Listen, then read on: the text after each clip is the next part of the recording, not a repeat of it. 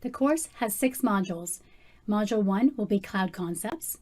Module 2 will talk about Azure Core Services. Module 3 is all about Solutions and Management Tools. Module 4 will look at Security and Network Security. Module 5 will look at Identity, Governance, Privacy, and Compliance. Ending off with Module 6, which is Azure Pricing and Life Cycles.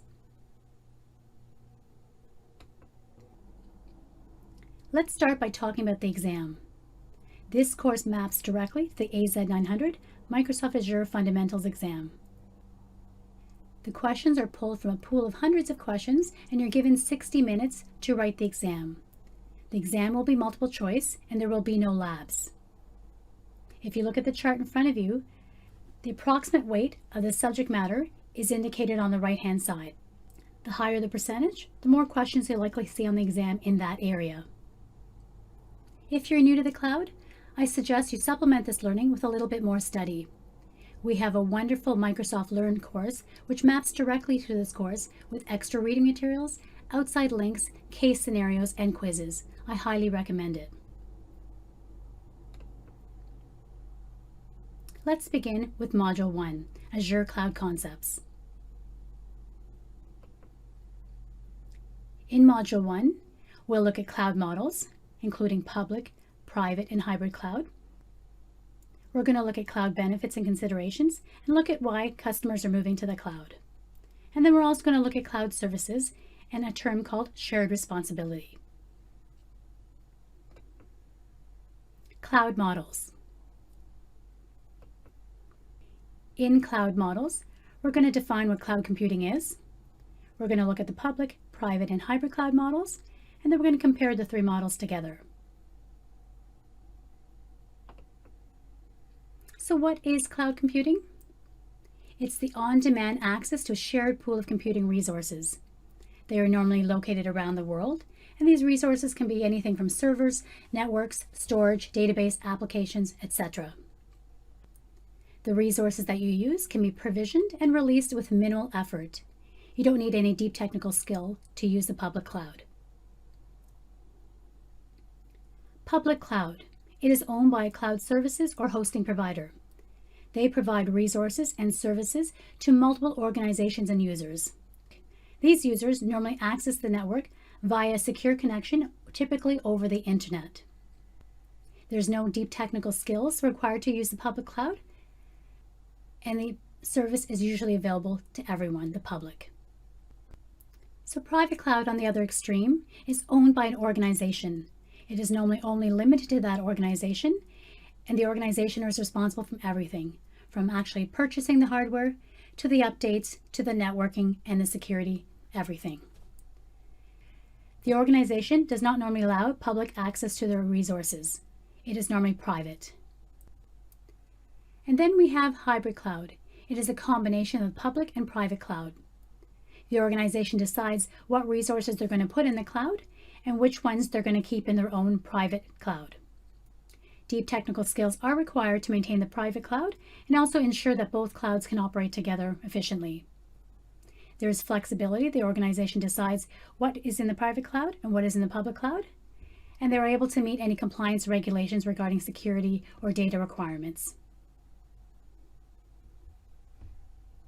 So let's take a look at the 3 models again. Public cloud, we talked about that. The organizations pay for only what they use in the cloud. It's available to the public, and there's no capital expenditure needed to scale up resources. The other extreme is private cloud, where the hardware has to be purchased by the organization who is running that cloud. Deep technical skills are required for the maintenance and updates of this private cloud. The organization normally has complete control of the resources and do not let the public access it. And then there's hybrid cloud, the most flexible of the 3 cloud models. The organization will determine which applications and resources run where, meeting any data requirements and compliance regulations they need to meet. So let's take a look at cloud benefits and considerations. Cloud benefits. We are going to look at some key terminology regarding the cloud. We're also going to look at capital expenditure and operational expenditure, and we're going to look at what a consumption-based model is. So why is everyone moving to the cloud? There must be a reason. The 8 terms in front of you are probably the biggest reasons customers are moving to the cloud. Let's start at the top. High availability, what is that? It's the ability to keep resources up and running for long periods of time with very little downtime. Then there's scalability. So we have two different terms, scaling out, which is horizontal scaling, which means adding more resources or servers or virtual machines as you need them. And then there's scaling up, adding to existing resources either by adding more CPU or adding more memory. Global reach, another big benefit of the cloud, is being able to access resources and put your resources around the world. And then agility, the ability to react quickly to workload demands. Do you have a sudden spike in traffic? Do you need to allocate more resources? Or do you have a sudden slowdown and need to deallocate resources? Fault tolerance is that ability to remain up and running if a component or service has a failure or no longer working. We all know what it's like to when you turn on your computer and you have that tap, tap, tap noise, meaning your hard drive is not working. Well, in the cloud, there's all sorts of ways of protecting yourself against that. And then we have elasticity, similar to scalability, but I want you to think of elastic band. So an elastic band, when you pull it, when you release it, it goes back automatically. That is elasticity, the ability to automatically increase or decrease resources as needed. Customer latency. You want to be as close to your customers as possible to reduce the latency for them accessing your resources. So now with the cloud, with that global reach, you can put resources around the world, putting them as close to your customers as possible. And then predictive cost. It goes with a calculator we'll look at later, helping you determine the actual cost of what you're going to spend in the cloud before you spend it. No one wants that surprise bill at the end of the month where they thought it was a certain number and it's double or triple. In the cloud, you're able to quote what you're going to spend before you actually spend it. And that we'll take a look at coming up soon. Let's talk about expenditure models. We have capital expenditure, or CapEx as it's known, is the upfront spending of money on physical infrastructure. When we needed to create our own data center, we had to get budgets approved, buy a space or have a location, go out and physically buy those resources, and then network them all together, put them all together to build our own data center. So that's a capital expenditure model. In the cloud, we don't need to do that. We are spending as we need it, and that's operational expenditure, OpEx. So the expenses are normally deducted in the same year, and you're paying monthly or yearly for those expenses. So capital expenditure versus operational expenditure. Consumption-based model, another huge benefit of the cloud. Previously, when we used to have our own data centers, we'd have to plan for those spikes in traffic in the data center when we're actually building it. So most data centers would run at 50 to 60% of their actual capacity, having room for that spike whenever it happened. In the cloud, we don't have to spend that money up front, and we don't have to plan for that in advance. We use the resources as needed and pay as we use them.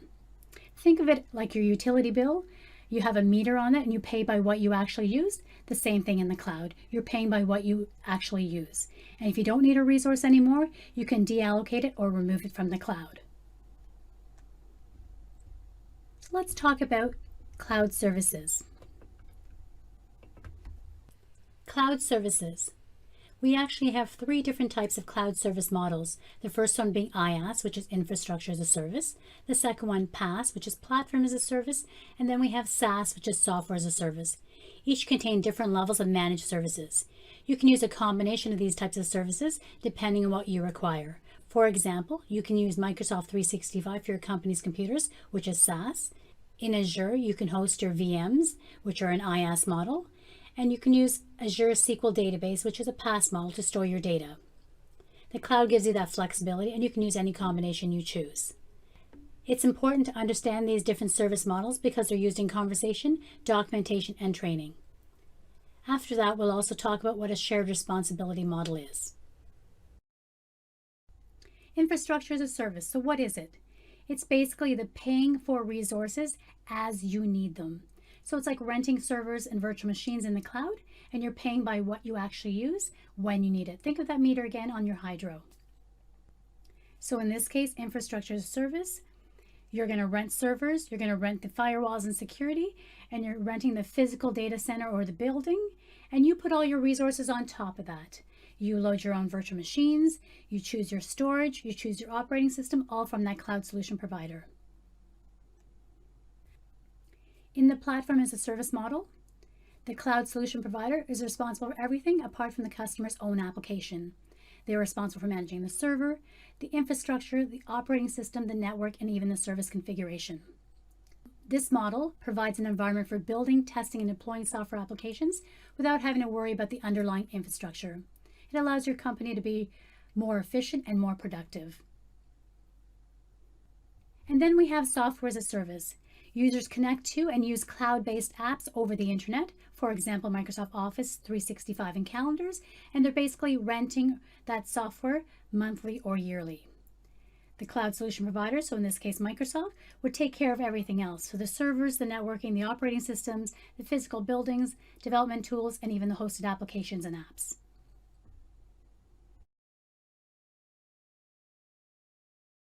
Summarizing the three cloud service models, we have the IaaS, PaaS, and SaaS models. In IaaS, I want you to think of the word flexibility. Microsoft, the cloud provider, configures and manages the hardware running underneath your application. You, the customer, selects the operating system and the hardware. A good example of an IaaS resource is virtual machines. In PaaS, I want you to think productivity. The customer focuses on their application development. The platform is managed by the cloud solution provider, which is Microsoft. A good example of a PaaS product is app services or containers. And lastly, we have SaaS, which I want you to think of the word subscription. It's a pay-as-you-go pricing model, monthly or yearly, and I want you to think of Microsoft 365, email, calendars, or tools such as Teams. Remember, you can use any combination of these infrastructures. We've just reviewed the cloud service models, and remember, it's all about control. You choose the level of control you want. The shared responsibility model in front of you goes hand in hand with these cloud service models. Let's take a look. When you look at on-premises, the very left on that chart in front of you, that's our private cloud. That customer is responsible for that entire stack you see in front of you. So everything green from storage all the way up to data and access, the customer is responsible for. Moving to the right, the infrastructure as a service model, Microsoft manages the compute, networking, and storage, which is the physical hardware. And the customer manages their data, applications, runtime operating system, and virtual machines. Moving to the right one more time at platform as a service, the customer focuses on their applications and data. Remember the productivity model, and Microsoft manages the infrastructure underneath. For the very last model, the software as a service, the customer manages their data and access, and Microsoft takes care of everything else. For all cloud deployment models, you're responsible for protecting your security of your data and your identities, your on-premises resources, and any cloud components you have control of, which vary by service type.